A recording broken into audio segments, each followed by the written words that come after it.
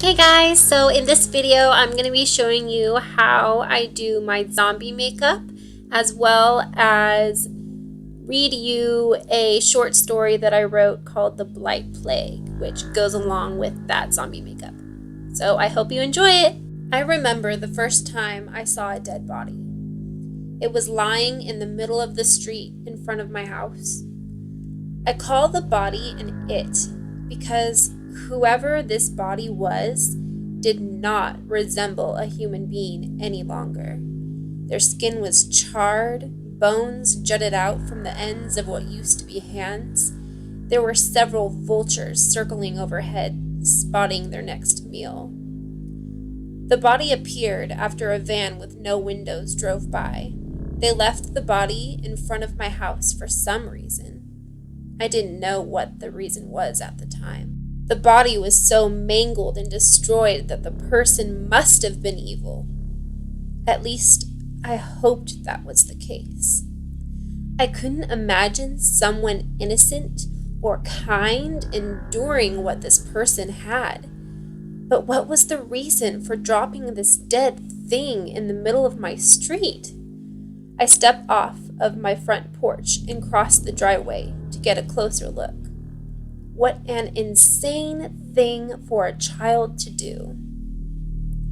As I got closer, I noticed that the chest was moving. How could this thing still have life contained within it? I ran to the body, slick with red, shiny blood. I couldn't very well make out the features on the face, but there were slight indentations where the eyes could have been and a gaping hole down lower on the face. The mouth, or what was left of it.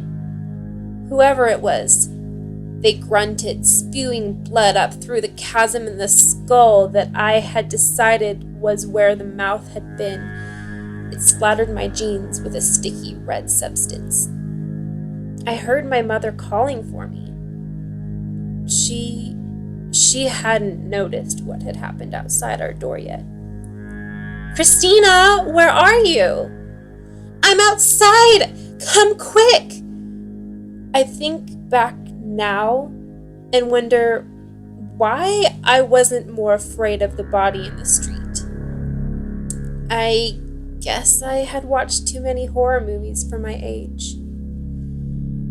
My mother came outside and screamed almost immediately as she saw the body lying in front of me. She ran to me, grabbing me around the top of my arm, pulling me away from the mangled corpse. The body moved. She screamed again.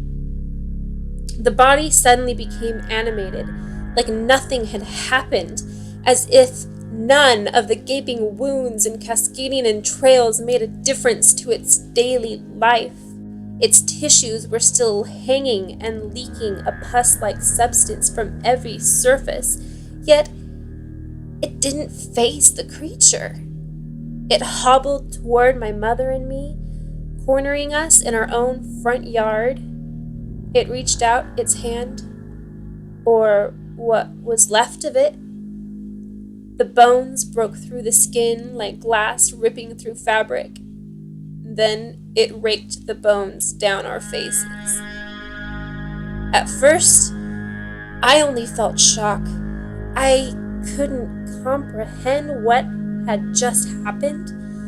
A walking, dead body had just attacked me, and I didn't understand what I had done to deserve the assault. Then the burning started. It spread from the wound on the side of my face like wildfire. It scorched every bit of my insides. I didn't stay conscious for very long. I think the screams coming from my mouth deafened us. That was when we were infected by the blight. 10 years later, I am one of them. My body doesn't resemble the one I had before. However, it stayed the same size. I am now 18, but I look like a mutilated body of a child. That is why they appointed me as General of Recruiting. I can get almost anyone out of their homes and into the street to investigate my small corpse.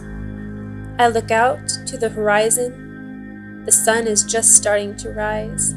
As I scan the base, I remember how my eyes would have needed to be shaded by the sun reflecting off the white vans that span over miles of land. Now, it doesn't matter. I don't feel anything. The doors start closing.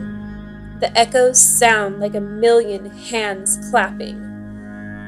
It is almost like a battle cry.